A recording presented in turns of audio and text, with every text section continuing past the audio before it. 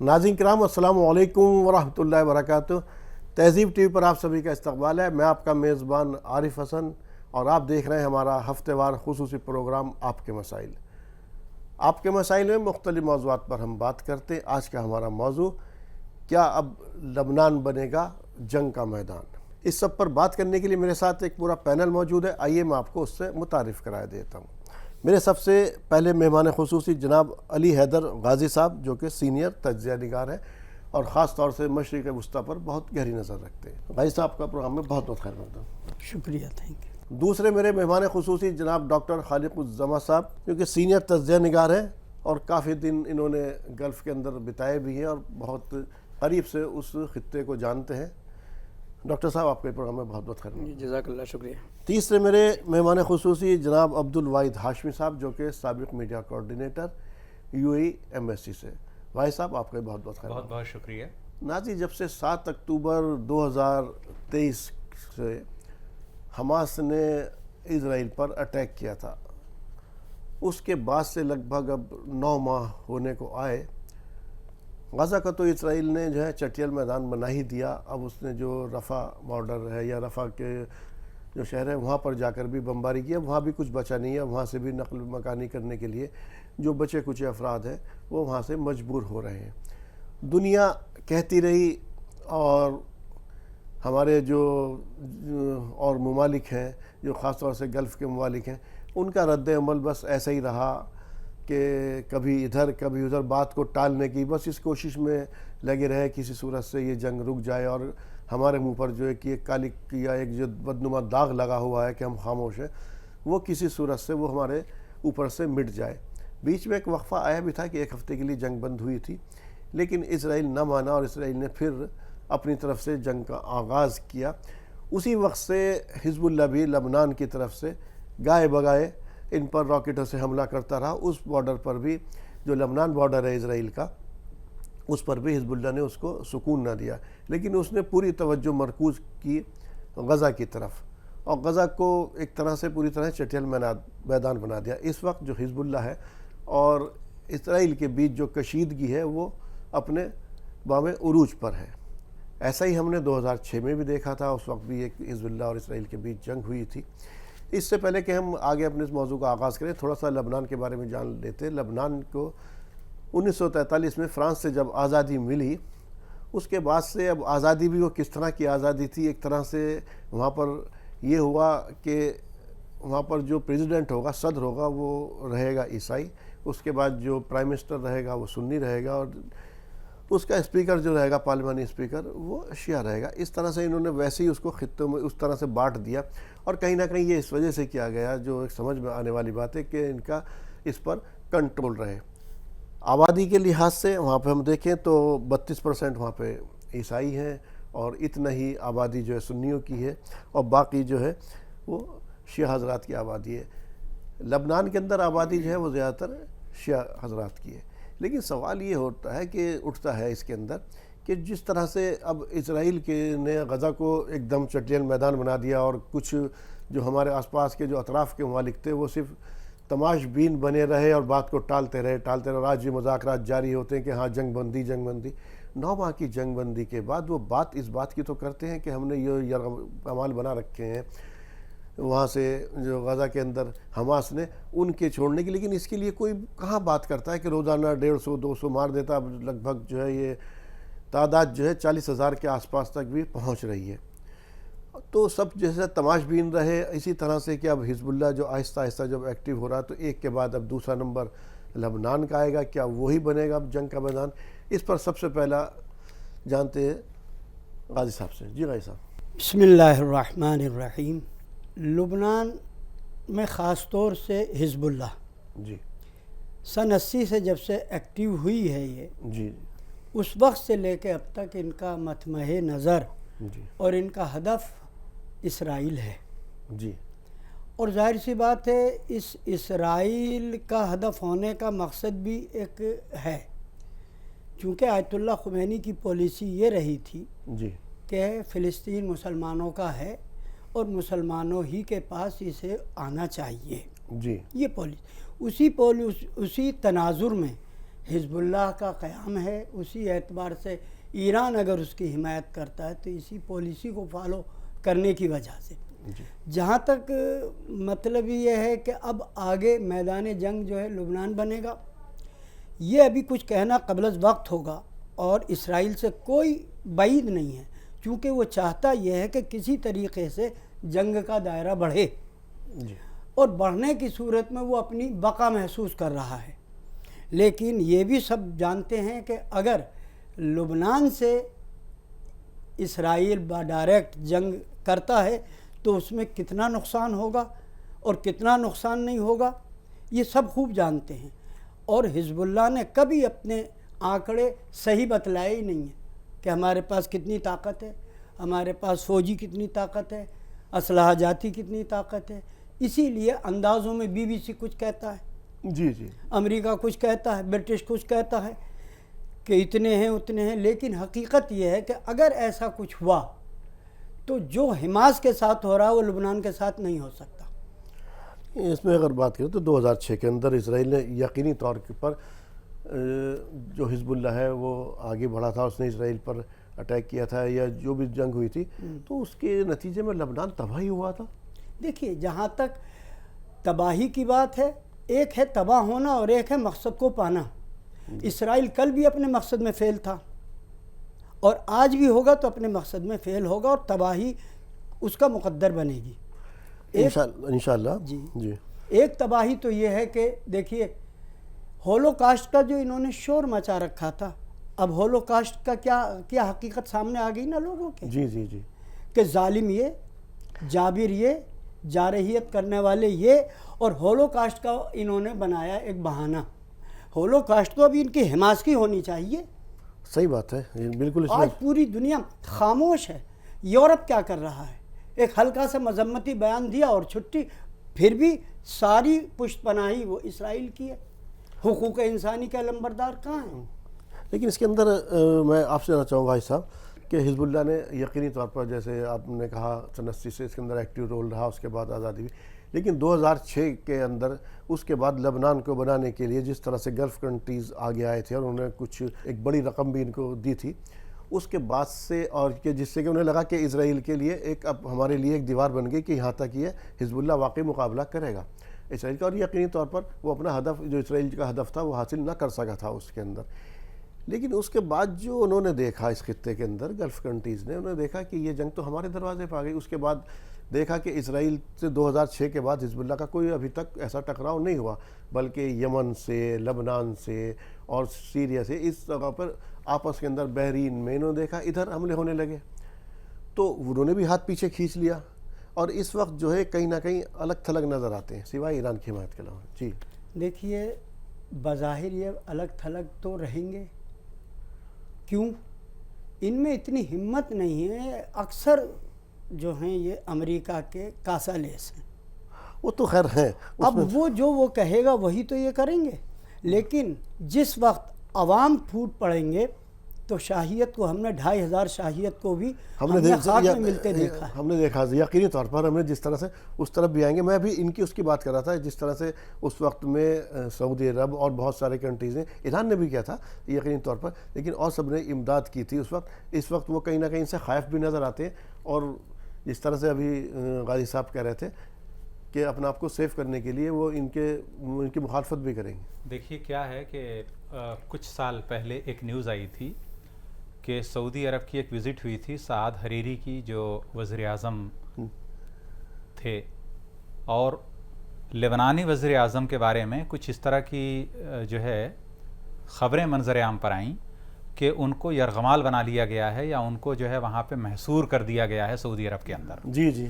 پھر کئی دنوں کے بعد پھر ان کی رہائی عمل میں آئی، یا ان کو سعودی گورنمنٹ نے چھوڑا۔ ابھی تک جو ہے ان خبروں کی تصدیق نہیں ہوئی کہ اس طرح کی خبروں میں کتنی سچائی تھی، جی، کہ کیا ایسا سعودی عرب نے کیا تھا، وہاں کے جو ہے جو لوگ ہیں انہوں نے ایسا کیا تھا یا نہیں۔ لیکن بہرحال دیکھیے، جہاں تک تعلق ہے سعودی عرب کا، تو سعودی عرب نے انویسٹمنٹ بہت کیا ہے، اور صرف سعودی عرب ہی نہیں، جتنے ممالک ہیں، بحرین ہو، متحدہ عرب امارات ہو، یا جو اور دیگر ممالک ہیں، تو انہوں نے کافی انویسٹ کیا ہے، اور بہت سارے غریب ممالک پر، اور بہت سارے دیگر اس میں، لیکن جو یہ نتائج جس طرح کے چاہتے ہیں وہ نہیں ملتے. جی اس کی سب سے بڑی وجہ یہ ہے کہ صورتحال کچھ مختلف ہوتی ہے. اب جیسے کہ آپ دیکھیے، اگر ہم لبنان کی بات کریں جی تو جیسا آپ نے بتایا کہ بھئی صدر جو ہے وہاں کا وہ ایک عیسائی ہوتا ہے، جی وزیر اعظم ایک جو ہے سنی طبقے کا ہوتا ہے، اور جو پارلیمنٹ کے اسپیکر کی بات ہے تو یہ جو ہے شیعہ طبقے کی نمائندگی کرتے ہیں. تو یہ جو ہے اس طرح کی سینیریو میں، اور جہاں جمہوریت ہے تو وہاں حکومت کے کئی لیئرز ہوتے ہیں. جی اب ان کے اندر جو ہے ایک ایسی جہاں پہ مکمل طور پر بادشاہت ہے، سعودی عرب ہو گیا یا کچھ اور اس طرح کے ممالک، تو وہ اگر پیسہ دیں گے تو یا جس طرح کی بھی مدد ہوگی تو اس کی سرٹن لمیٹیشنز ہوں گی. جی یہ سب ہم جو ہے بالکل، اور یمن کے اندر بھی یہی ہوا تھا. علی عبداللہ صالح تھے جی یا اور جو دوسرے لوگ تھے، ان کی بھی بہت مدد کی تھی سعودی گورنمنٹ نے، لیکن وہ جو نتائج چاہتے تھے جس طرح کے، جی تو وہ نتائج برآمد نہیں ہوئے. آپ کو یاد ہوگا کہ اسی جی سی سی کنٹری کے ہی کسی وزیر خارجہ نے ایک بار دھمکی دی تھی، جب نواز شریف وزیر اعظم تھے، آج سے 4-5 سال پہلے کی بات ہے، عمران خان سے جب یمن پہ انہوں نے ایک طرح سے فوج کشی کرنے کی کوشش کی تھی سعودی عرب نے، جی تو نواز شریف نے بولا تھا کہ ہم اس کو اپنے پارلیمنٹ میں ڈسکس کریں گے. تو کسی جی سی سی کنٹری کے وزیر خارجہ کا بیان آیا تھا کہ پاکستان کی اتنی اوقات کہ وہ جو ہے ہمارے حکم نہیں مانے گا اور وہ بولے گا کہ ہم اس پہ جو ہے اپنی پارلیمنٹ میں ڈسکشن کریں گے اور اس کے بعد فیصلہ لیں گے. اتنی اوقات. تو آپ سوچئے کہ اس طرح کا ایک تھریٹننگ موڈ، تو بھائی وہ ایک جمہوری نظام ہے، ان کے سرٹن لیئرز ہیں، تو آپ کی بھی سرٹن لمیٹیشنز ہیں. جی تو لبنان کے اندر بھی یہی ہوا. جب اتنے سارے گروپ ہوں گے تو آپ کے خاطر خواہ نتائج نہیں نکلیں گے اس کے. خلیق صاحب، ہم نے دیکھا تھا 2021 میں شاید لبنان کے اندر ایک پورٹ پر دھماکہ ہوا تھا، اگر آپ کو یاد ہو. اس کے اندر جو ہوا تھا، جس کے اندر 2750 ٹن روس کا ایک وہ جہاز لے کر کے، یہ تھا امونیم نائٹریٹ لے کر کے، روس کا جہاز وہ جا رہا تھا وہاں سے لے کر کے، پھر وہ وہاں پر کچھ معاشی مسائل اس کے اندر آئے اس وقت میں، جس کی وجہ سے وہ وہیں کھڑا رہا. پھر بعد میں وہ کیس بھی چلا، وہ تو خیر لمبی کہانی، لیکن انہوں نے کہا کہ بھائی پیسے تو، انہوں نے کہا پیسے ہمارے پاس نہیں ہے. بولے پھر ایک کام کرو، یہ سب اتار کے یہیں رکھ لو.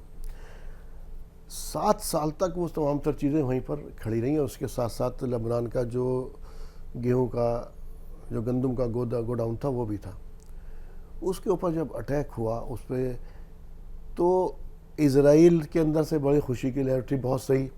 اور امریکہ نے کہا اس ٹائم ڈونلڈ ٹرمپ تھے کہ دھماکہ ہوا، کہ یہ حملہ ہوا ہے.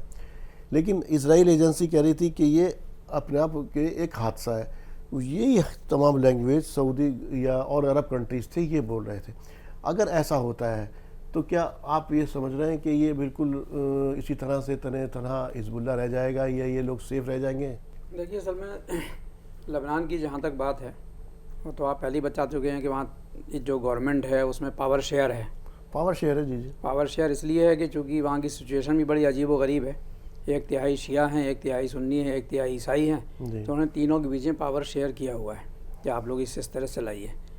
اس کے علاوہ لبنان گورنمنٹ کہیں نظر نہیں آتی منظر عام پہ. جو ساؤتھرن لبنان ہے اس میں حزب اللہ ہی مطلب کہیں لبنان گورنمنٹ کی گنتی نہیں ہے کہ بھئی اس کے پاس کوئی فوجی طاقت بھی ہے، یا اس کی بھی کوئی سے ہے، یا اس کی بھی کوئی طاقت ہے. اور لے دے کے لبنان کے نام پہ دنیا کے سامنے جو کچھ بھی آتا ہے تو ساؤتھ کا جو تھوڑا سا علاقہ ہے جہاں حزب اللہ، حسن نصر اللہ، انہی کی بات آتی ہے. تو کل ملا کے آپ یہ کہہ سکتے ہیں کہ 2 گورنمنٹ ہیں ایک ہی ملک کے اندر. لیبیا کی طرح وہاں بھی 2 گورنمنٹ ہیں. جی جی. ایک گورنمنٹ تو وہی ہے جو 3 لوگ، 3 گروہ جو ہے پاور شیئر کر رہے ہیں، اور دوسری حزب اللہ اپنی یہ گورنمنٹ چلاتا ہے اور ٹیکس بھی اپنا وہاں پہ وصول کرتا ہے اور اپنے حساب سے وہ چلتا ہے. اب ان کی جہاں تک سچویشن کی سوال ہے وہ یہ ہے کہ وہی جو آپ سیاسی اگر صورتحال دیکھیں 79 کے اسلامی انقلاب کے بعد، جی، آیت اللہ خمینی کے، ایران کا جو ہے وہ پالا بدل گیا. احمد یعنی جو تھے وہ احمد رضا شاہ پہلوی جو ہے اس وقت تو بالکل ویسٹرن کلچر کی نمائندگی کرتا تھا. شراب خانے، ڈانسنگ کلب، ناچنا گانا، بے حیائی. تو ایک لحاظ سے وہ یورپین اور سب کے ٹورسٹوں کے لیے عیاشی کا سینٹر بنا ہوا تھا. خمینی صاحب نے دیندار نوجوانوں کو اٹھا کے ایک انقلاب لایا تو ظاہر ہے کہ اینٹی امریکہ گورنمنٹ وہاں پر آ گئی. اور پن ڈائریکٹ میں آپ کہہ لیے اگر ڈائی پول ورلڈ کو مان لیجیے کہ 2 دھرو پائے جاتے ہیں پاور کے، تو پرو رشیا یعنی رشیا کھاتے میں جانا ہی تھا. اس کے باوجود بھی کہ رشیا کمیونسٹ ہے، خدا کو نہیں مانتا، اور یہ جو ہے خدا کو مانتے ہیں. سیاسی اپنی اپنی ایک مجبوریاں ہوتے ہوا کرتی ہیں اس کے اندر. تو اچھا اسی کے اندر اس کی وجہ سے میں کہہ رہا ہوں اسی کی وجہ سے حزب اللہ جو ہے ایران سپورٹ کرتا ہے حزب اللہ کو, اور حوثیوں کو بھی سپورٹ کرتا ہے ایران. تو ایکچولی حزب اللہ لبنان ایک الگ چیز ہے, حزب اللہ اور ایران اور حوثی یہ تینوں کا ایک ٹرائنگل ایک نیکسس بنتا ہے. اچھا اس کے لیے میں چاہ رہا اس خطے میں جو عدم استحکام ہے یا تمام تر, حالانکہ بہت ٹائم سے ہے لیکن آپسی اتنی کشیدگی نہ تھی, جو ظاہر سی بات ہے وہ جو 2500 سالہ جو وہاں پہ ایک بادشاہت تھی اس کا ہم نے خاتمہ کس طرح سے ہوتے ہوئے دیکھا, جو آیت اللہ امام خمینی نے اس کا جو خاتمہ کیا اس کے بعد جو وہاں پہ انقلاب برپا ہوا یقینی طور پر. لیکن کیا اس انقلاب کو جو ایران کے اندر آیا اس وقت, اس کو ایک ماڈل بنا کر کے دنیا کے سامنے پیش کرنے کی بجائے اس کو جو ایکسپورٹ کیا گیا باہر کی طرف, کیا وہ بھی اس خطے کے لیے نقصان دہ ثابت ہوا؟ دیکھیے اس کو جہاں تک آپ لیں گے, آیت اللہ خمینی صاحب ان لوگوں میں سے ہیں جنہوں نے بہت ہی سلجھی ہوئی باتیں کہیں. جی جی ایک اچھی لیڈرشپ کہہ سکتے ہیں. میں ان کے اوپر سوال نہیں اٹھا رہا. انہوں نے ڈاکٹر علامہ اقبال سے وہ امپریس تھے, وہاں کی عوام بھی امپریس تھی. اقبال کے اشعار فارسی کے وہاں پڑھے جاتے ہیں. ظاہر اقبال نے 75% فارسی میں ہی لکھا ہے, اردو میں 25% ہے. مولانا مودودی وہاں کے نوجوانوں کے آئیڈیل تھے اور آیت اللہ خمینی صاحب کے بھی آئیڈیل تھے. خمینی کے بعد علی خامنائی صاحب تو تہران جامع مسجد کے امام ہوا کرتے تھے, خیر اب وہ روحانی پیشوا ہیں. علی اکبر ہاشمی رفسنجانی تھوڑا سا آپ کہہ لیے لبرل, لیکن بہرحال وہ اسپیکر سے وہ بنے, پریزیڈنٹ بنے. احمدی نژاد چھاتر سنگھ سے آئے تھے, جی جی وہ یونین کے لیڈر تھے, اور جب وہ امریکہ کی ایمبیسی میں انہوں نے یرغمال بنایا ہوا تھا تو اس میں وہ پیش تھے. اور جب وہ راشٹرپتی بنے تو اخبار میں آپ نے ایک تصویر دیکھی ہوگی کہ اس میں ایک گول سرکل کیا ہوا تھا, چہرے ڈھکے ہوئے تھے نوجوانوں کے. تو وہ سب ویسٹرن میڈیا پورا دکھا رہا تھا کہ کل کا ٹیررسٹ آج کا راشٹرپتی بن گیا ہے. تو احمدی نژاد صاحب تھے. تو احمدی نژاد صاحب نے بہت اچھے ڈپلومیسی کے ساتھ وہی میسیج دیا جو آیت اللہ خمینی نے دیا. بیچ میں تھوڑا سا ڈاؤن ہوا تھا.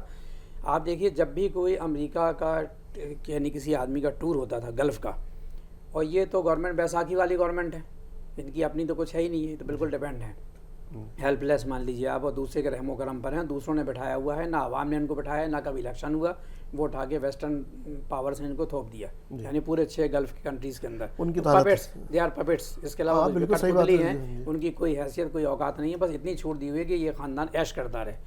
تو جتنا جو جہاں جتنا بڑا کرمنل اپرادھی کے لیے تھا اس کو اتنا بڑا خطہ انہوں نے دے دیا. اس طریقے سے تو وہاں کی حکومت چل رہی تھی. اب ایسے میں آپ دیکھیے احمدی نژاد صاحب کیا کرتے تھے, وہ آپ دیکھ لیے. وہ یہ کرتے تھے کہ امریکہ کا جیسے بھی کسی ذمہ دار کا ٹور ہوتا تھا وہ جا کے گلف والوں کو ڈراتا تھا کہ خطرہ تو میں ایران سے, ایران نے بم بنا دیا ہے اور تم کو مار دے گا, یہ کر دے گا. احمدی نژاد صاحب کا فوراً اسی ملک کا ٹور ہوتا تھا. غضب کی ڈپلومیسی تھی کہ خطرہ ہمارا آپس میں ایک دوسرے سے نہیں ہے, ہم دونوں کو خطرہ امریکہ سے. اسی کی وجہ ہے آج جو ہے یہ آگے وہ جو ڈپلومیسی وہ جو پالیسی آگے بڑھی ہے, آج کہیں نہ کہیں اس کے لیے کوشش جو چائنا کی کوشش کی وجہ سے یہ ایران یا سعودی عرب کچھ قربت حاصل ہوئی, لیکن کہیں نہ کہیں ابھی وہ تمام تر چیزیں. لیکن افسوس کی بات, وہی میں کہہ رہا ہوں جو اس کا کلائمیکس ہے, افسوس کی بات کہ خمینی صاحب سے لے کے اور تھوڑا سا ایسا گراف ہو کے احمدی نژاد نے جس تیور کے ساتھ جو حکومت چلائی تھی, میں خود ایران گیا تھا, میں احمدی نژاد صاحب کی بنائی حکومت کا ماحول دیکھنے دبئی سے وہاں گیا, گھوما دوستوں کے ساتھ, 1 ہفتہ تھا, دیکھا ماحول اچھا لگا, اس پہ ایک الگ گفتگو ہو سکتی ہے. لیکن یہ اس کے بعد حسن روحانی صاحب جب بیچ میں آئے تو تھوڑا سا یعنی ڈاؤن فال ہوا.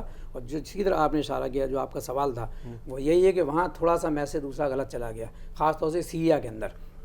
یعنی وہ شیعہ سنی اتحاد کی بات کرتے تھے, لا شرقیہ لا غربیہ اسلامیہ اسلامیہ, لا شیعہ لا سنیہ اسلامیہ اسلامیہ. اس نعرے کو کہیں نہ کہیں ٹھیس پہنچی روحانی صاحب کے دور میں, کیونکہ سیریا کے اندر حزب اللہ کا, پاسداران انقلاب کا اور ایران کا رول اچھا نہیں رہا. تو وہ ایک ڈرا بیک ہے جو ایک مسلم لیڈر بننے سے تھوڑا سا پیچھے ڈھکیل دیا اس کاز کو.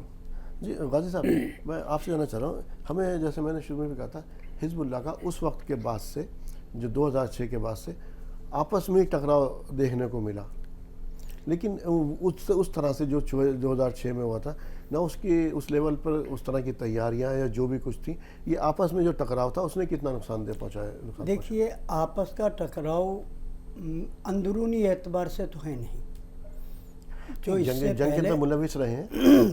کس کے ساتھ؟ نہیں, جیسے میں نے کہا کہ جن کو جو جیسے بحرین اور جو حوثی وغیرہ یا یمن سے بھی ان کو گلف کو خطرہ رہا. بات یہ ہے کہ جو یہ خبریں آتی ہیں جی جی لبنان کے سلسلے میں یا گلف کے بارے میں, جی وہ فلٹر ہو کے آتی ہیں اسرائیل اور امریکہ سے. بے جب شک فلٹر ہو کے آئیں گی تو اپنے مقصد کی بات کہیں گے, یہاں اختلاف دکھلائیں گے, اور ایسا ہے نہیں. لبنان میں آپس میں حزب اللہ کے عہدیداروں میں کبھی کوئی ایسی بات نہیں رہی. ایک تھے خلیلی شروع والے جن کے ابھی بیانات دکھائی دیے تھے, جی کچھ بھی نہیں تھا, فیک تھا. وہ تو اسرائیل کا اس وقت آدمی بیٹھا ہے بنا ہوا, اسے ہٹایا کیوں؟ اس کا مطلب ان میں وہ صلاحیت نہیں تھی, وہ اس یعنی پالیسی سے ہٹ رہے تھے جو پالیسی حزب اللہ لے کے, جبکہ وہ بنیان گزاروں میں تھے. جی جی. لیکن اب وہ ہٹ رہے تھے, اب وہ اسرائیل کی حمایت, امریکہ کے مروا دیا, یہ کر دیا. اور یہ بتانے والوں نے بھی یہ نہیں بتایا کہ اب حزب اللہ کے کچھ نہیں ہے, اب وہ کچھ بھی نہیں ہے حزب اللہ کے. اب ان کو منظر عام پہ لائے تو اس سے ایک ایسا معلوم ہوا کہ ایک بہت بڑا فساد اندر ہو رہا, لیکن ایسا نہیں ہے. حزب اللہ اپنی تیاری میں ہے, اور حزب اللہ کے ساتھ اگر اسرائیل کا پنگا ہوگا تو انشاءاللہ دنیا دیکھے گی کہ حزب اللہ کس موڑ پر ہے اور کیا کر سکتا ہے. اس پورے علاقے میں جو ادھر سے اس کے میزائل جاتے ہیں, جی جی, کیا وہ اس علاقے میں کوئی اسرائیل کا آدمی موجود ہے؟ خالی کر چکے ہیں, ان کی ہمت نہیں ہے واپس آنے کی. انہوں نے اپنی وہ وہاں سے, یہ اس میں کوئی شک و شبہ نہیں ہے, انہوں نے اپنی آبادی کو وہاں سے اس بارڈر سے خالی کرا لیا. اور وہاں پر جو حملے ہو رہے ہیں, کیونکہ اب بیکار آلات, جاسوسی آلات, ہر چیز کی تیاری اس وقت لبنان کے پاس ہے. اور اب وہ والی جنگ نہیں ہوگی, 2006 والی نہیں ہوگی. اب جو جنگ کا نقشہ ہی کچھ اور ہوگا. اور ان کا جو یہ کہنا حماس پہ جب تک جارحیت ہے ہم حملے کرتے رہیں گے, وہی حوثیوں کا وہی حوثی, وہ تو میرا, میں ابھی پروگرام کے جو تیسرے مرحلے میں آؤں گا اس کے اوپر بات کروں گا میں اس کے بعد سے اس پہ بھی, کہ ابھی جو موجودہ حالات کے اندر اگر دیکھیں تو اگر حزب اللہ سے کوئی ٹکراؤ ہوتا خلیق صاحب, جیسا کہ اب امکان تو ہے, اور اسرائیل اس وقت اس موڈ میں ہے جو موڈ ہے اس کا اسرائیل کا, وہ یہ ہے کہ اس نے بہت 20 سال وہ کوششیں کر کے دیکھ لیں کہ ان گلف والوں کو ایک ایک کر کے ان کو اپنا رہا تھا, لیکن حماس نے اس سب پر پانی پھیر دیا. اب اس وقت فلسطین جو ہے وہ مدعا بحث ہے, اور کہیں نہ کہیں اس کے وجود کو پوری دنیا اسی کے ارد گرد اس وقت گھوم رہی ہے, جو ایک طرح سے اس خطے کے اندر وہ ایک ابھر کے آیا ہمارے سامنے. اگر حزب اللہ سے اس طرح سے کوئی ٹکراؤ ہوتا ہے اس وقت ایران کا رول کیا ہوگا؟ دیکھیے, ایران کے رول کی جہاں تک بات ہے وہ تو بالکل کلیئر ہے کہ جس طریقے سے سیریا میں بشار کی حکومت کو بچانے کے لیے رشیا انٹر کر گیا, اس نے کہا بھئی آخری وکٹ ہے, آپ نے یاسر عرفات کو ختم کر دیا, آپ نے صدام حسین کو ختم کر دیا, آپ نے حافظ الاسد تو خود ہی ختم ہو گئے تھے, کرنل محمد قذافی کو ختم کر دیا. تو جتنی لیفٹسٹ گورنمنٹ تھی پرو رشیا وہ ایک ایک کر کے ختم کی امریکہ نے اور نیٹو نے ملا کے. اب یہ بشار یہ آخری وکٹ تھا, حالانکہ بہت ظلم کیا, پوری داستان ہے خون کی اس کی, لیکن ایسے موقع پر رشیا نے اس کو بچایا. تو وہی حال ایران کا ہوگا کہ اگر وہ یعنی حزب اللہ کو کوئی نقصان اگر ہوتا ہے تو ایران تو بہرحال حوثیوں کے لیے ہو چاہے اس کے حزب اللہ کے لیے, وہ تو پوری اپنی ایڑی چوٹی کا زور لگا دے گا. ایران سپورٹ کرے گا. ایک تو یہ ہے نہیں سپورٹ کرنا, ایڑی چوٹی کا زور لگا دینا. کیا کوئی ڈائریکٹ اس طرح سے ان کا کنفرنٹیشن ہوگی ان میں؟ ڈائریکٹ مطلب ایران اور اسرائیل کے بیچ میں, یا پھر جو ہے ہاں اسی میں, کیونکہ یہ ایک آخری قلعہ ہوگا. اگر یہ قلعہ قمع ہو گیا لبنان والا, اور ظاہر سی بات ہے اس کو بچانے کے لیے نہیں, ایران کو ڈائریکٹ کنفنٹریشن کی ضرورت نہیں ہے. اس نے اتنے سارے پراکسیز وہاں پہ ہیں کہ ایران کو براہ راست اس میں ملوث ہونے کی ضرورت نہیں ہے. اور جیسا کہ ابھی مولانا نے بولا کہ بھئی 2006 کی صورتحال نہیں ہے, تو یہ دکھائی بھی دے رہا ہے. جیسے آپ دیکھیں گزشتہ 2006 میں اگر حزب اللہ کی کنڈیشن اس نے اپنے آپ کو مضبوط کیا تو اسرائیل نے بہت مضبوط کیا اپنے آپ کو. نہیں, اسرائیل پہلے سے ہی مضبوط رہا ہے. آپ 1948 سے آپ دیکھیے اور آج تک دیکھیے, اسرائیل کو ہم ایک ملک نہ مانیں. میں نے کئی بار بولا ہے آپ کی, صحیح بات ہے, وہ تو ظاہر سی بات ہے آج چینل پہ کہ 9 مہینے سے زیادہ ہونے کو آئے لیکن پھر بھی جنگ جاری رکھے ہوئے ہیں, چاہے وہ فرانس ہو, چاہے برطانیہ ہو, چاہے امریکہ ہو, ایون چاہے روس ہی ہو. کیونکہ جب اسرائیل کا قیام عمل میں آیا تو سب سے پہلے اس کو ریکگنائز کرنے والے کنٹریز میں رشیا تھا. تو اس لیے جو ہے یہ جتنے مغربی ممالک ہیں, یورپ وغیرہ, امریکہ اور اس کے اعلی کار جتنے ہیں, تو ان سب کی حمایت حاصل ہے اسرائیل کو. اور صرف زبانی حمایت نہیں ہے, ملٹریلی اور جتنے سپورٹ ہو سکتے ہیں, جتنے موسٹ ایڈوانسڈ ویپنس وغیرہ ہیں وہ سارے اسرائیل کو پرووائڈ کرائے جاتے ہیں. یورپ کی بھی طرف سے, امریکہ کی بھی طرف سے, برٹین وغیرہ بھی دیتے ہیں. تو اور بھی بہت سارے ممالک ہیں جن کے نام آپ دیکھتے رہتے ہوں گے, اخباروں میں آتا رہتا ہے مسلسل, کہ بھئی ایشیا سے یہاں سے وہاں سے یا پھر جنوبی ایشیا کے کون کون سے ممالک ہیں جہاں سے جو ہے اسرائیل کو ہتھیار دیا جا رہا ہے. تو یہ بہت ساری ہیں. تو دیکھیے اصل وجہ کیا ہوگی. ابھی جو ہم دیکھ رہے ہیں 10-15 روز کے اندر جو ہوا ہے کہ حزب اللہ نے ملٹری بیسز جو ہیں اسرائیل کے ان کو ٹارگٹ کیا ہے. ابھی گولان کی جو گولان ہائٹس ہے اس پر بھی گولان attack کیا ہائٹس اس نے. وغیرہ اور یہ سب جو ہے تو یہاں وہاں. اور جو ناردرن اسرائیل کا ایریا ہے جو کہ بارڈر شیئر کرتا ہے وہاں سے پوری پبلک آبادی سویلین پاپولیشن کو اسرائیل نے ہٹا دیا ہے. وہاں سے وہ لوگ انقلاب وہاں بھی پہ ہوا نہیں ہے. ہیں. جی جی جی. اور تو وہ باہر بھی بالکل لوگ جو گئے ہے ہیں. ایک ویرانہ جیسا منظر ہے وہاں پہ.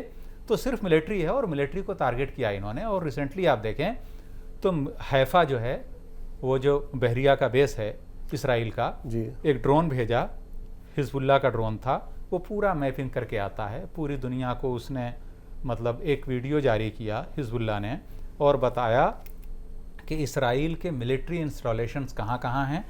اب سوچیے آپ کہ پورے اسرائیل کے رڈار سسٹم کو ایک طرح سے ڈاج کرتے ہوئے اور جو ہے وہ جو ہے اگر ایک ڈرون جو ہے حزب اللہ کا جاتا ہے پورے اسرائیل کا اس طرح سے سروے کر کے یا اس کی فوٹوگرافی وغیرہ یا جو ویڈیوگرافی ہے جو بھی چیز لے کے اگر حزب اللہ کا ڈرون آتا ہے تو آپ اندازہ لگائیے کہ کیپیبلٹیز حزب اللہ کی کہاں تک پہنچی ہے. دیکھیے اگر میں اس پہ بات نہیں کر رہا بھائی صاحب کہ اس کی کیپیبلٹی کیا ہے, اس کی کیپیبلٹی کیا ہے. میرا تو سوال جو تھا وہ یہی تھا کہ کیا ڈائریکٹ کوئی اس طرح سے نہیں, ڈائریکٹ ایران شامل نہیں ہوگا, لیکن یہ ہے کہ حزب اللہ اور یہ جو ہیں حوثی وغیرہ تو یہ پراکسیز وغیرہ جاری رہیں گی. پراکسی وار تو ابھی بھی چل رہی ہے. اچھا ابھی علی صاحب اس کے اندر میں دیکھ رہا ہوں کہ یورپ کا جو رول ہے, یورپ لگاتار اسرائیل کو حماس سے بھی آگے بڑھنے کے لیے روکتا رہا لیکن نتن یاہو نے نہیں سنی.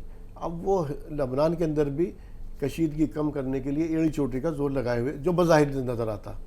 تو یورپ اس کو روکنے کی کوشش کر لیکن نتن یاہو آگے بڑھنے کی کوشش کر رہے ہیں. تو یورپ کا کیا رول نظر آتا ہے اس کے اندر؟ دیکھیے یورپ کا جہاں تک سوال ہے بھائی جو میں نے پہلے بات کہی تھی, لبنان کے اندر 2 گورنمنٹ ہیں. لبنان کی گورنمنٹ سے نیٹو کا اور یورپ کا کوئی خاص اختلاف نہیں ہے. کیونکہ شراب خانے, ڈانسنگ کلب, نائٹ کلب, عیاشیاں سب کو چلتے ہیں. تو بالکل جیسا ان کو چاہیے, جیسا بحرین سینٹر ہے, جیسا دبئی سینٹر بعد میں بن گیا, تو لبنان تو پہلے سے بنا ہوا ہے. وہ کمپٹیشن چل رہا ہے اور اب سعودی عرب بننے جا رہا ہے, نوام سٹی بن رہا ہے, فری اوپن سیکس سٹی, انہیں کوئی اختلاف نہیں ہے. اب وہ لے دے کے لبنان سے جو وہ ایک لحاظ سے ویسٹرن کلچر کہہ لیں آپ, یورپین, کیونکہ یورپ کے رنگ میں رنگا ہوا ملک ہے وہ وہاں کا. اب جو انہیں اختلاف لے دے کے حزب اللہ سے, حزب اللہ چونکہ میں نے وہی بتایا کہ ایک طرف چاہے وہ جو بھی ہے شیعہ ہیں, فقہ جعفریہ کو مانتے ہیں, لیکن وہ پرو رشین ہے, پرو ایران ہے. تو سیدھا اختلاف ان کو ایکچوئل میں حزب اللہ سے ہے. تو ڈائریکٹ دیکھیے جنگ کے ابھی آثار کیوں نظر نہیں آ رہے ہیں, وہ ایک اندازہ لگا سکتے ہیں, ہونے کو آئندہ کیا ہوگا تو ٹائم ول شو. تو ڈائریکٹ اس لیے نظر نہیں آ رہے ہیں کہ ابھی تک جو بھی حوثیوں کی اور حزب اللہ کی ایران سپورٹڈ, تو ان کی جو بھی کوششیں رہی ہیں, جو راکٹ وغیرہ داغے ہیں, وہ اسرائیل کے بمباری اور ظلم کو روکنے میں ناکافی ہیں. اسرائیل کو کوئی اثر نہیں پڑتا اس کے اوپر, چھوٹے موٹے راکٹ پٹاخے پھوٹتے رہے, اس سے کوئی فرق نہیں پڑ رہا. وہ اپنا کام کیے جا رہا ہے, کیمپ پہ حملہ کر رہا ہے. بھائی 20 لاکھ لوگ بیچارے بچ کے آ گئے ہیں, پورا ملک آپ نے کھنڈر کر دیا ہے, پورا اس کو یعنی چٹیل میدان آپ نے بنا دیا ہے. اس کے باوجود بھی آپ باز نہیں آ رہے ہیں کہ جہاں بیچارے پناہ گزین کیمپ ہے, اس کو ایک لحاظ سے اوپن جیل ہے, 20 لاکھ لوگ اوپن جیل میں ہیں. اس شیب ابی طالب ہے, ایک لحاظ سے شیب ابی طالب کے نہ کھانا جانے دیں گے, نہ دوا جانے دیں گے, نہ پانی جانے دیں گے, اور تھوڑا سا جانے دیں گے جتنا ہم کہیں گے. تو ہمارے رحم و کرم پہ آپ زندہ رہیے. اس طرح کی وہاں سچویشن ہے. تو جب تک کوئی ایسی تھریٹ نہ ہو کہ اسرائیل پہ کوئی نیٹو جیسا حملہ کرے, وہ ابھی کہیں نظر نہیں آتا, کوئی روکنے والا اس کو نہیں ہے. رشیا چائنا سے امید تھی, ان کا بھی اپنا بزنس مفادات ہیں, ایران کا ہے, اس کا اپنا ایک ہے. تو ایک لمٹ کی حد تک خالی یہ جنگ ہو رہی ہے. تو پس تو خالی وہی رہا ہے, یعنی غازہ والے اور حماس کے لوگ ہی خالی وہی پس رہے ہیں. اب یہ کہ نہ ہونے سے تو بہت اچھا, گلف والے تو کچھ بھی نہیں کر رہے ہیں, وہ تو دلالی کر رہے ہیں. ایک راستہ حوثی بند کرتے ہیں, دوسرا راستہ کھول دیتے ہیں سامان لے جانے کا. بھائی صاحب یہ یورپ یا اور جو ہے امریکہ جو بار بار اس کو روکنے کی کوشش کر رہے ہیں, یہ دکھاوا ہے یا حقیقتی میں اسرائیل کو لبنان کی طرف بڑھنے سے روکنے کی کوشش ہے؟ دیکھیے یورپ کا کبھی بھی موقف واضح نہیں ہوتا ہے, دوغلا ان کا موقف رہتا ہے. دکھانے کے دانت کچھ ہوتے ہیں, کھانے کے دانت کچھ ہوتے ہیں. اس وقت پریشان ہے اقتصادی اعتبار سے لاکھ پریشان ہوں, لیکن ان کا پالا کدھر جائے گا؟ اسرائیل ہی کے مفاد میں جائے گا. یہ چاہ تو رہے ہیں کہ ہو جائے جنگ, لیکن اس کو کسی بھی طریقے سے یورپ تو غازی صاحب مر جائے گا. ارے حضور مر تو جائے گا, لیکن وہی دیکھ رہے ہیں کہ مرنے میں ہمارا بڑا دشمن مر رہا ہے, تو وہ جھیلنا چاہیں نہیں گے، ادھر دیکھیے لیکن روس سے شور بھی مچائیں گے کہ نہیں۔ دیکھیے روس سے بھی گیس بند ہے، نہیں لے سکتے آپ ادھر سے، جو قطر سے جا رہی تھی، اب یہ سارا چیزیں روٹ ڈسٹرب ہوگا سب چیزیں، اور اس کی حالت تو آج کی کنڈیشن میں یورپ کی یہ ہے کہ وہاں پر مہنگائی اپنے عروج پر ہے، جی اور اگر اس سے یہ علاقہ بھی جنگ کے اندر بڑھ گیا تو یورپ کو تو بہت بڑا خسارہ ہوگا اس میں۔ آپ بالکل بجا فرما رہے ہیں، لیکن میں کہتے ہیں نا جلتے توے پر بھی بیٹھ جائے کوئی آدمی، پھر اس کی بات، میں یورپ اور امریکہ کے بارے میں یہ نظریہ اور اعتقاد دلائل کی بنیاد پر رکھتا ہوں کہ یہ چاہتے کچھ ہیں کرتے کچھ ہیں، دکھانے کی کچھ باتیں کریں گے، اندرونی کچھ بات کریں گے۔ میں یہ نہیں کہہ رہا کہ وہ اس کے حزب اللہ کی مفاد میں یا ایران کی یا ان گلف کنٹری کی مفاد میں، ان کے اپنے مفاد پر اب اس وقت بہت بڑا خطرہ نظر آ رہا ہے اگر اس یہ خطہ جنگ کے اندر دیکھیں نیتن یاہو کی تو کوشش یہ ہے کہ کسی طرح میں بچ جاؤں اور شروع ہو جائے جنگ کو بڑھانا، جنگ کو بڑھانے کا ان کا اپنا نظریہ ہے اپنی بچاؤ کے لیے، لیکن یہ کرنے میں انہیں کتنی دشواری ہے یہ اس کا اندازہ ہم سے زیادہ وہ اسے ہے۔ اگر ایسا کہیں بھی ممکن ہوتا تو یہ بڑھا چکا ہوتا۔ میں نہیں سمجھتا کہ بہت جلدی ابھی جنگ چھڑ جائے، ابھی شور ہوگا اور پھر ایک آدھ ٹیسٹ ہوگا، ٹیسٹ میں اگر یہ آگے بڑھ گئے اور انہیں کچھ لگا کہ ہاں ہے تو یہ حملہ کریں گے، وہ ان کے باپ بھی حملہ کرنے کی ہمت نہیں رکھتے لبنان پر۔ بھائی صاحب کہ اس وقت جو ہم دیکھ رہے ہیں، اس وقت جو ہمارا اگر ایسا کچھ ہوتا ہے جس وقت ہم دیکھ رہے ہیں کشیدگی تو ہے، اور یقینی طور پر کہ کسی بھی جنگ کو شروع کرنے کے لیے ایک فائر ہی کافی ہوتا ہے، اگر ایسا کچھ ہوا تو ان گلف کنٹریز کی آپ بقا کس طرح سے دیکھ رہے ہیں؟ نہیں، گلف کنٹریز کا اس میں کوئی ان رول کی بقا نہیں ہے یا نہیں ہے، یا وقتی طور پر ان کی بقا رہے گی؟ دیکھیے گلف کنٹریز پہلے بھی انیکٹیو تھے، اور بقا اور یہ سب جو ہے آدمی اس وقت سوچتا ہے جب اس کا نصب العین کچھ ہو۔ یہ جو ہے جتنے ممالک ہیں، یہ سعودی عرب ہو، یو اے ای ہو، بحرین ہو، ایون مصر جو کہ ایگزیکٹ نیبر ہے جس کا بارڈر ملتا ہے، یعنی غزہ بھی اصل میں مصر کا ہی ہے، جو ایک طرح سے فلسطینیوں کے حوالے ہے اس وقت، یا ان کے اس میں ہے تاکہ وہ رہیں وہاں پہ۔ اصلاً فلسطینی خطہ غزہ نہیں ہے، غزہ مصر کا ہے۔ لیکن آپ سوچئے کہ رفح بارڈر پہ یہاں وہاں، تو مصر کے جو صدر ہیں انہوں نے صرف اتنا کیا ہے کہ اگر اسرائیلی وزیر اعظم کا کوئی فون آن جاتا ہے تو کچھ اس طرح کی نیوز وغیرہ تھی کہ بھائی وہ ریسیو نہیں کرتے کال، تو سب سے بڑا ان کا یہ ہے کہ اگر کچھ کرنے پہ آئیں گے تو لو بھائی ہم نے تمہارا نمبر بلاک کیا یا پھر ہم تمہاری کال ریسیو نہیں کریں گے۔ تو اس سے زیادہ ان کی حیثیت نہیں ہے، اور نئی حیثیت دکھانا چاہتے ہیں، کیونکہ جب آپ ذہنی طور پر، جسمانی طور پر، فکری طور پر جب آپ مغربی ذہن کے ہیں تو آپ اسی مغرب کے پیروکار سے یا اسی کے اعلی کار سے یا اسی کے کھڑے کیے ہوئے ملک سے، اسرائیل سے کیسے آپ لڑیں گے، جبکہ آپ نظریاتی طور پر خود مغرب زدہ ہیں۔ تو یہ جتنے حکمران ہیں سعودی عرب وغیرہ یہ تو دور ہیں، میں تو ایگزیکٹ نیبرز کی بات کر رہا ہوں۔ جارڈن ہے، دیکھیے آپ رویہ اس کا کیا ہے۔ تو اس لیے جو ہے صرف ہاشمائٹ کنگڈم بولنا کہ بھئی نہیں ہم تو آل رسول کے ہیں، سرنیم ہاشمی ہے ہمارا، یہ ہے، یہ ایک ملک ہے یہ پورا، تو بھئی آپ نے کیا کیا ہے؟ مسجد اقصیٰ کا کسٹوڈین جو ہے اس وقت جارڈن ہے۔ رول آپ دیکھیے کہ مسجد اقصیٰ اور اس کو لے کر اور اس پورے اس پہ یروشلم پہ کوئی اسٹرانگ اسٹیٹمنٹ اب تک جارڈن کا آیا ہے؟ نہیں آیا ہے۔ مصر کا سوائے اس کے کہ بھئی وہاں کے راشٹرپتی نے، پریزیڈنٹ نے نیتن یاہو کے فون ریسیو کرنا بند کر دیے ہیں، اس کے علاوہ کوئی اور؟ تو یہ سب پریشر ٹیکٹکس نہیں ہیں۔ لبنان برباد ہو جائے، تباہ ہو جائے، سعودی عرب کو، یو اے ای کو، بحرین کو، مصر کو اس سے کوئی مطلب نہیں۔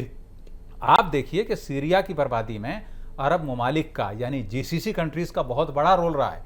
عرب لیگ سے انہوں نے سیریا کو باقاعدہ سسپینڈ کروایا تھا۔ تو یہ جو ہے تو بہت سارے ایشوز ہیں، ان کے اندر اختلافات اتنے ہیں۔ آپ دیکھیے قطر پہ، قطر جن سے ان کے اتنے مراسم ہیں کہ جس کو ہم جو ہے بولتے ہیں، آپ سوچئے رشتہ داریاں تھیں سعودی عرب کی، یو اے ای کی، بحرین کے لیڈروں کی رشتہ داریاں تھیں، لیکن اس کے باوجود قطر پہ پابندی لگائی گئی، لیکن کہیں نہ کہیں کئی سال تک رہی۔ ان کے جو ہے اختلافات کیسے ہوں گے، کیا ہوں گے، تو یہ انپریڈکٹیبل ہے یہ نیچر۔ ابھی اتنا تو انہوں نے کیا ہے عرب لیگ نے کہ اس کو حزب اللہ کو انہوں نے ٹیررسٹ اس کی جو اس سے لسٹ سے باہر کیا ہے۔ آپ سوچئے نہیں اگر وہ ٹیررسٹ لسٹ میں رکھتے بھی تو حزب اللہ پہ کون سا بہت بڑا فرق پڑنے والا تھا؟ میں کیا کہنا چاہ رہا ہوں، میں کہہ رہا ہوں کہ کہیں نہ کہیں ان کو اپنی بقا کا خطرہ محسوس تو ہو رہا ہے. کیوں خلیق صاحب؟ اصل میں ان کو دکھانا ہوتا ہے کہ ہم بھی ہیں مسلمان، ہم کو مسلمان ہی سمجھا جائے، تو وہ اس طرح کی حرکتیں بیچ بیچ میں کرتے رہتے ہیں. بھئی خادمین حرمین شریفین اپنے آپ کو کہہ رہے ہیں، بڑے بڑے القاب و آداب ان کے ساتھ ہیں، تو یہ ان کی مجبوری ہے کہ تھوڑا بہت ان کو دکھانا ہوتا ہے. اور باقی سب کو معلوم ہے کہ یعنی پوری ایک داستان ہے ان کی تو غداری کی اور دلالی کی جو کر رہے ہیں، شروع سے ہی کر رہے ہیں وہ اس خطے کے اندر جو انہوں نے کیا ہے. وہ ہمیشہ امریکہ اسرائیل کے ساتھ رہے ہیں اور عوام سے کوئی مطلب نہیں، ان کو خالی اپنے عرش سے مطلب ہے. سونے کے ہوائی جہاز وہ بناتے ہیں، لڑکی کے جہیز میں یا اس کو سونے کی ٹوائلٹ کی شیٹ وہ دیتے ہیں، تو ان کو خالی یہی سب کرنا ہے، اس کے علاوہ کچھ نہیں کرنا. ایک یونیورسٹی ڈھنگ کی نہیں بنا پائی، کوئی ہتھیاروں کا کارخانہ آپ نے نہیں بنایا، بس خالی عیش کے سامان آپ نے اکٹھا کیے، سے ہماری حکومت وہاں پر زندہ رہے. تو اب نیو ورلڈ آرڈر میں کیا ہوگا یہ تو نہیں پتا بھائی. وہ تو کہہ رہے ہیں 57 ملک کے 150 ملک بنا لیں گے. کہ جہاں پہ بادشاہت ہوتی ہے وہ ملک ملٹریلی اتنا اسٹرانگ نہیں ہوتا ہے، اور نہ اس کو ملٹریلی اتنا اسٹرانگ رکھا جاتا ہے، کیونکہ کہیں ایسا نہ ہو کہ آپ کا جو جنرل ہے ملٹری کا جو ہے کہیں وہ ٹیک اوور نہ کر لے، کہیں اس طرح کا کوئی کوپ نہ ہو جائے، بغاوت نہ ہو جائے. تو اس لیے بادشاہ سلامت ہمیشہ ایک طرح سے ڈینجر زون میں رہتے ہیں. مغلیہ بادشاہ تھی لیکن ملٹریلی بہت اسٹرانگ تھے. وہ چائنا تک پہ اورنگزیب نے قبضہ کیا، کیلاش مانسروور تک. مغلیہ سلطنت سے اس طرح کے حکمرانوں کو نہ دیکھا جائے. جی وہ جو ہے وہ سیلف میڈ تھے. بھائی صاحب مجھے کچھ کو تو اسرائیل نے جو اس کا ایک مقصد ہے اور گریٹر اسرائیل، اب میں ادھر لاسٹ اس طرف آ رہا ہوں کہ اپنے آخری حصے کی طرف پروگرام کے، کچھ کو تو اس نے پیسے سے یا کچھ کو نیوم سٹی اور کچھ کو اور دبئی اور سب کو ان کو اپنا کہیں نہ کہیں اپنا ہم نوا بنا ہی لیا. ایک طرح سے ان کے اوپر تو اگر کبھی کوئی ایسی نوبت آئی بھی تو ایک دوڑ ہوگی، اس سے زیادہ مجھے نہیں لگتا کچھ کر سکتے ہیں ادھر اس کو ملٹریلی. اور یہ ویسے بھی انہوں نے ایکسیپٹ تو کر ہی لیا، تمام تر چیزیں ادھر ہو رہی. تو کیا یہ آخری قلعہ ہوگا اس کے لیے اسرائیل کے لیے کہ اب کچھ کو ملٹریلی کر رہا ہے جیسے حماس کو اب غزہ کے اندر؟ حالانکہ حماس کے ابھی ہتھیار نہیں ڈالے ہیں کہ یہ آخری قلعہ ہوگا. کیونکہ اگر ہم دیکھیں نا جو اب چاہے ہم لاکھ ٹیکنالوجی کے اعتبار سے کریں، ابھی جب سے یہ شروع ہوا ہے لگ بھگ 500 کے قریب لبنان کے اندر لوگ شہید ہو چکے اور 15 فوجی اس کے ہلاک ہوئے. اتنا ریشو ہے ہمارا. جی دیکھیے بات یہ ہے، میں یہ تو نہیں کہہ سکتا کہ آخری ہوگا، جی لیکن یہ قلعہ جیتا نہیں جائے گا. یہ قلعہ کما نہیں ہوگا، قلعہ کما نہیں ہو سکتا، بالکل نہیں ہو سکتا. یہ بہت اندازے ابھی غلط ہوں گے کہ ہم کوئی بات پہلے سے کہہ دیں ایسا ہو جائے گا ویسا ہو جائے گا. لیکن اسرائیل کو ہم سے زیادہ پتہ ہے کہ لبنان سے اٹکنے میں مجھے کیا، حزب اللہ سے کیا نتیجہ ملے گا. اب بھائی صاحب ایک چیز شاید آپ نظر انداز کر رہے ہیں، لڑائی اسرائیل سے نہیں ہوگی، لڑائی پوری یورپ جس طرح سے مدد کرتا ہے نا، پوری اس یورپ کنٹریز سے ہوگی. جیسے اس وقت حماس نے ایک ایسے جو کہ اپنے آپ کو ناقابل تسخیر کیا کرتا تھا، اس کو ناکو چنے چبا ہی دیے. لیکن ناکو چنے چبا دینا وہ بات الگ ہے، لیکن کہیں نہ کہیں خون تو بہت بہا ہے. خون تو بہت بہا ہے، لیکن حضور والا کیا حماس ہار گیا؟ نہیں، کیا ہار جائے گا؟ حماس کو فتح نصیب ہوگی، وہ کسی کی مدد سے ہو، اور وہ مدد الہی ہوگی، کسی کی طرف سے آئے، کسی ذریعے سے آئے. اس لیے کہ وہ مظلوموں کا خون، وہ بے گناہوں کا خون، باقاعدہ ندیاں بہہ رہی ہیں اس کی. جی جی بے شک. وہ بالکل کھنڈر ہو گیا، وہاں تو کچھ ہے ہی نہیں. لیکن اس کے باوجود بھی حماس کا گھٹنے نہ ٹیکنا اور وہاں کے عوام کا یہ نہ کہنا کہ تم ہتھیار ڈال دو. عوامی حمایت بہت زبردست. اس کا مطلب یہ ہے کہ حماس جو بھی کچھ کر رہا ہے وہ اپنے انہی شہادت کے جذبے کے ساتھ کر رہا ہے اور عوام کی وجہ سے کر رہا ہے. چیجائی کے اب وہ کہتے 30,000 ہیں حماس والے، 30,000 میں کتنے ہزار مارے تم نے بتاؤ؟ 40 تو مار دیے. 40,000 عوام کے لوگ مارے. جی میں کہہ رہا ہوں جو جہاد جنہیں یہ کہتے ہیں فائٹرز، جہادی ہیں جو لڑ رہے ہیں، ان کتنے ہزار مارے؟ صحیح بات ہے. 1-2 ہزار مشکل سے. حضور 1-2 ہزار کا بھی تماشا بنا دیتے. مجھے تو آج تک کوئی ویڈیو نہیں دکھائی دی ایسی کہ جس پہ انہوں نے دکھایا یہ ہم نے حماس کو مار دیا. کچھ تو مرے ہوں گے، ظاہر فیس ٹو فیس جنگ ہوئی، کچھ تو مرے ہوں گے، فیس ٹو فیس میں مرے ہیں. لیکن انہیں اتنا موقع بھی نہیں ملا کہ ان کی ویڈیو بنا کے منظر عام پر لے آئیں. بھائی وہ جب حملہ کر رہے ہیں ٹینک پہ جا کے، مرکاوا ٹینک جو قابل تسخیر ہی نہیں تھا پوری دنیا میں، حماس نے اسی کو توڑا. اب جب جا کے مار رہا ہے سامنے سے، ادھر سے بھی گولی آ گئی تو بہرحال وہ تو شہید ہوگا ہی۔ ظاہر سی بات ہے، خون تو لیکن انہیں اتنا موقع نہیں دیا کہ یہ ویڈیو بنا کے دکھا دیں ہم نے حماس کے اتنے مار دیے۔ انشاءاللہ اگر خدا نخواستہ میدان جنگ یہ بنتا ہے لبنان یا حزب اللہ، تو اسرائیل نابودی کی طرف بہت جلدی سے بڑھ جائے گا انشاءاللہ۔ سب کی یہی دعا ہے، سب کی منشا بھی ہے۔ اور خلیق صاحب جیسے ابھی ہم بات کر رہے تھے کہ کیا واقعی آخری قلعہ اگر اس طرح سے ثابت ہو، اور ہم نے کہا یورپ سے ورسز یورپ ہوگی لڑائی، جو بھی کچھ ہوگی، تو کیا اسرائیل آپ کو لگتا ہے کہ کوئی اس طرح کی حماقت کرے گا یا اس طرح بڑھے گا لبنان کی طرف حملہ کرنے کے لیے؟ دیکھیے اب نیٹو امریکہ کا منصوبہ کیا ہے تو وقت بتائے گا، چونکہ نیو ورلڈ آرڈر جو وہ کہہ رہے تھے کہ ہم 57 ملکوں کو توڑ کے 150-200 میں تقسیم کر دیں گے، چھوٹے چھوٹے ان کے ہم پھر سے بنا دیں گے، تو کیا کریں گے تو وقت ہی بتائے گا۔ لیکن پہلا جو کام کیا نظر آ رہا ہے وہ یہ کہ جو بھی فائٹنگ فورس تھے اس خطے کے اندر ان کو نے ختم کیا۔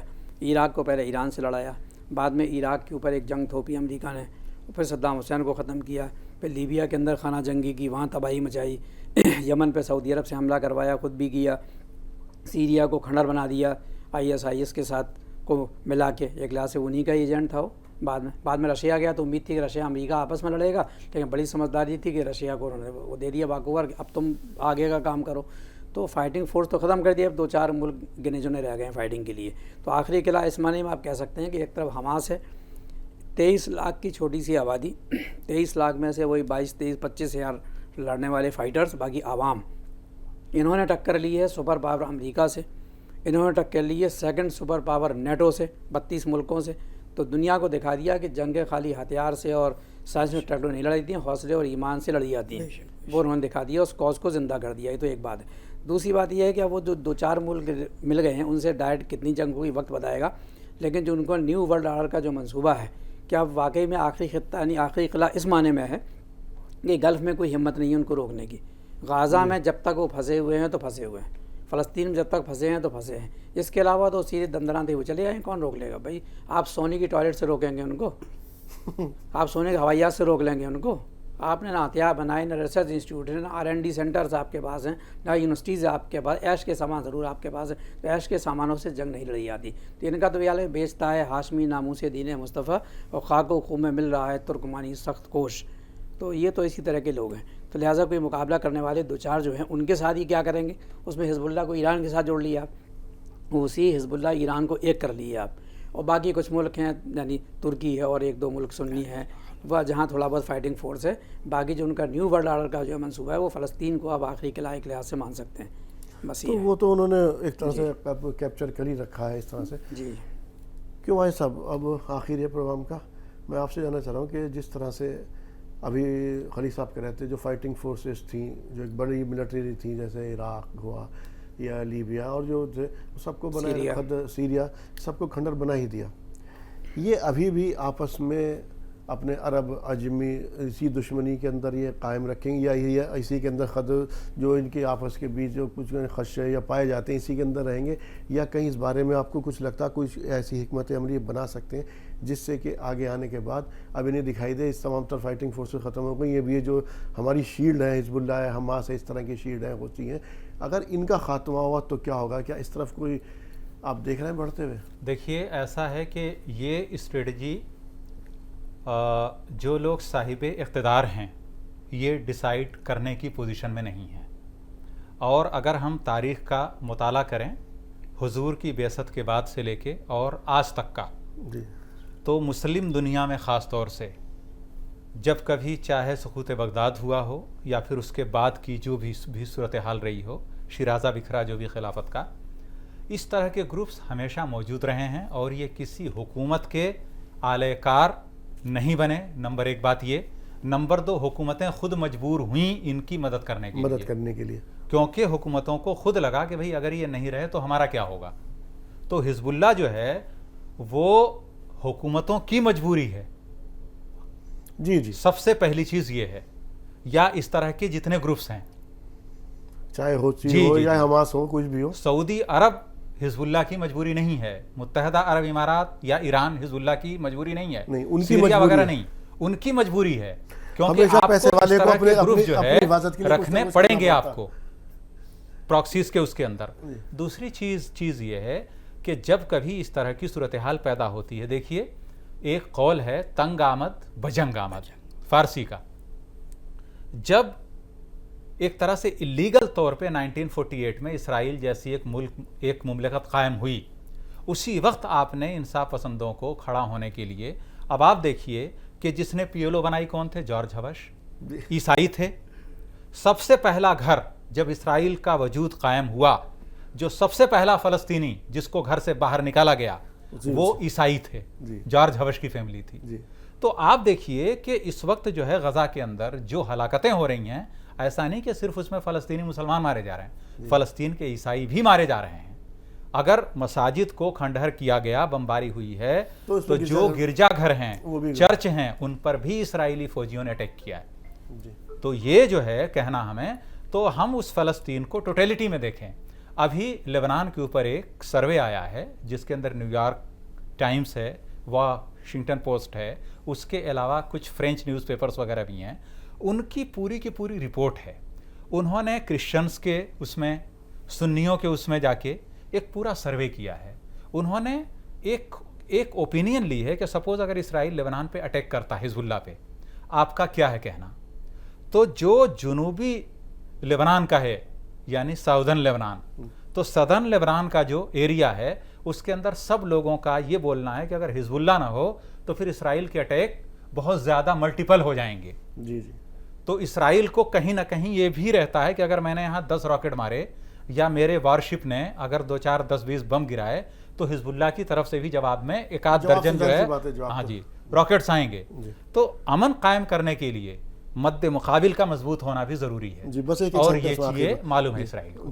تو غازی صاحب, آپ کو کیا لگ رہا کہ بس آخر میں سب سے ایک کمنٹس لے لوں کہ اسرائیل اور حماس کے بیچ, اسرائیل اور لبنان کے بیچ, حزب اللہ کے بیچ ابھی کوئی ایسی بڑی جنگ کا آغاز نہیں؟ میں ابھی نہیں دیکھ رہا ہوں کہ یہ اس طرح کا, البتہ گیدڑ بھپکیاں اس وجہ سے بھی ہوں گی کیونکہ اندر تل ابیب میں مظاہرے ہو رہے ہیں نیتن یاہو کے خلاف, تو وہ شور تو مچائے گا, ان کا ذہن تو تقسیم کرے گا, نہیں بھائی ادھر نہیں, ادھر کو دیکھو, حزب اللہ آ رہا ہے.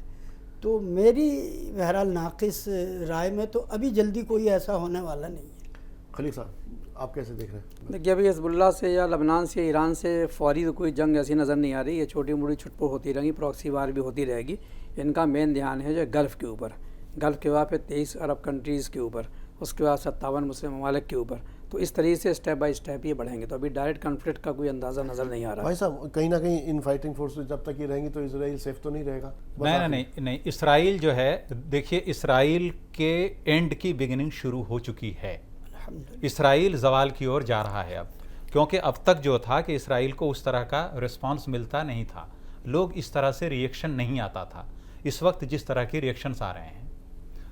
دوسری بات یہ ہے کہ جو ہم بول رہے ہیں کہ لبنان پہ اٹیک اسرائیل کا نہیں ہوگا, ہمیں اس خواب سے, اس خیال سے باہر آنا چاہیے. پوری دنیا کے اندر ڈیفینس کا ایک بہت بڑا بزنس ہے, ایک ٹریڈ ہے. یہ لوگ کبھی نہیں چاہیں گے, ہیں جو ہے, تو علامہ اقبال کا ایک شعر ہے کہ ہیں کواکب کچھ نظر آتے ہیں کچھ. تو یہ جو یورپ ہے, یہ ان کی آرمز انڈسٹری بہت بڑی ہے, امریکہ کی آرمز انڈسٹری بہت بڑی ہے. ابھی پریزیڈینشیل ڈیبیٹ ہوئی ہے, جو بائیڈن جو ہے ان کی رینکنگ کافی ڈاؤن ہے. تو جو بائیڈن کو اپنی کرسی بچانی ہے, نیتن یاہو کو اپنی کرسی بچانی ہے, اس کرسی بچانے کے لیے لبنان پہ جنگ مسلط کی جائے گی, جنوبی لبنان پہ جنگ ہوگی. اور یہ عنقریب ہم جو ہے دیکھیں گے کہ اس طرح کی ایک کنفلکٹ میں اسرائیل انوالو ہو گیا ہے. اس کا رزلٹ کیا ہوگا, یہ تو خیر وقت یہ جس طرح سے امریکہ پلاننگ کرتے ہیں, یہ افغانستان میں پسپا ہوا, رشیا کا, تو اس طرح سے انپریڈکٹیبل ریزلٹس امریکہ کو فیس کرنے پڑیں گے. جی انشاءاللہ. ہاں جی, آج ہم نے بات کی کہ کیا لبنان بنے گا اب جنگ کا میدان. ہم نے دیکھا غزہ کو تو پورا چٹیل میدان بنا دیا, رفح کے اندر جس طرح سے وہاں سے اسرائیل کی جارحیت جاری ہے اور تمام لوگ جو ہیں وہ تماشائی بنے ہوئے دیکھ رہے ہیں. یقینی طور پر یہ عذاب ان کے گھروں تک بھی پہنچے گا. ایسا نہیں ہے کہ وہ کب تک تماشائی بنے رہیں گے. آپ نے بھی بچپن میں کہاوت سنی ہوگی کہ کسی کسان کے بیٹے تھے 7, اس نے سب کو ایک لکڑی دی, اس نے سب نے توڑ دی. جب اس نے پورا ایک گٹھر بنا کر ایک ساتھ دیا تو کوئی نہ توڑ پایا. یہ کب خواب غفلت سے جاگیں گے؟ جس طرح سے ایک ایک کر کے فائٹنگ فورسز کو ختم کیا گیا, بیچ میں بات بھی آئی اس طرح کہ اب یہ کچھ شیلڈ رہ گئی ہیں، حماس ہے، حوثی ہے یا یہ حزب اللہ ہے، اگر خدا نخواستہ ان کا خاتمہ ہوا تو پھر اسرائیل کو یا یورپ کا وہ خواب جو اسرائیل کا گریٹر اسرائیل کا خواب ہے اس کو شرمندہ تعبیر ہونے سے کوئی نہیں روک سکے گا۔ ہماری یہ دعا ہے کہ جنگ کوئی نہیں چاہتا اور یقینی طور پر، لیکن اتنا ضرور ہے کہ جو حماس کا جو اس وقت اس فلسطینیوں کا جو بے گناہوں کا خون بہایا گیا، اب جنگ رکنے کی جب رکے جب اسرائیل کو اس کی جو اس نے گناہ کیا ہے، جو اس نے جنگی جرائم اور تمام تر کیے ہیں، اس کی سزا ملے۔ اس کے لیے ان سب کو یکجا ہونا ہوگا۔ آپ تمام حضرات کے پروگرام میں شمولیت کے لیے تہہ دل سے شکریہ۔ بہت بہت شکریہ۔ جزاک اللہ۔ تو ناظرین، آپ کے مسائل میں آج اسی کے ساتھ اپنے میزبان کو بھی دیجیے اجازت۔ السلام علیکم ورحمۃ اللہ وبرکاتہ۔